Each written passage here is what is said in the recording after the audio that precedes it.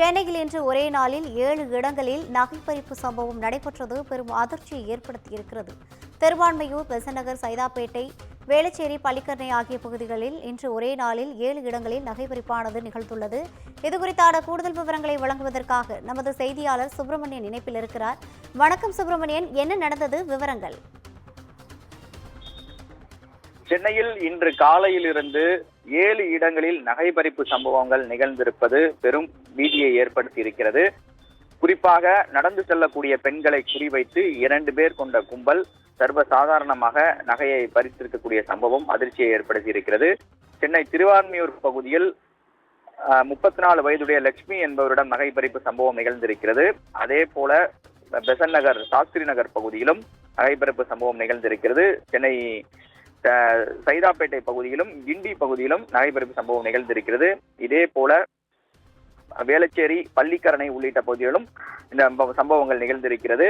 சென்னையில் இதற்கு முன்பாக முக்கிய நேரங்களில், அதாவது அதிகாலை நேரங்களில் நகைபறிப்பு சம்பவங்கள் அடிக்கடி நிகழ்ந்து வந்தது. காவல்துறை நடவடிக்கை எடுத்து வழிப்பறி கொள்ளையர்களை கைது செய்து சிறையில் அடைத்தனர். அதன் பிறகு கட்டுப்படுத்தப்பட்டிருந்தது இந்த நகைபறிப்பு சம்பவங்கள்.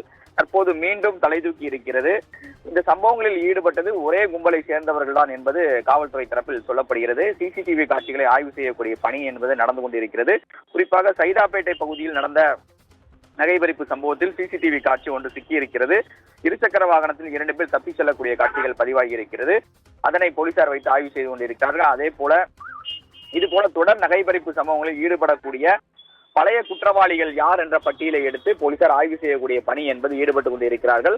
ஏற்கனவே ஈரானிய கொள்ளையர்கள் இதே போல கைவரிசையை காட்டுபவர்கள் திறமையானவர்கள் என்று காவல்துறை தரப்பில் தெரிவிக்கப்பட்டிருக்கிறது. அதன் அடிப்படையில் அதே கும்பலாக இவர்கள் இருக்கலாமா என சந்தேகம் எழுந்திருக்கிறது.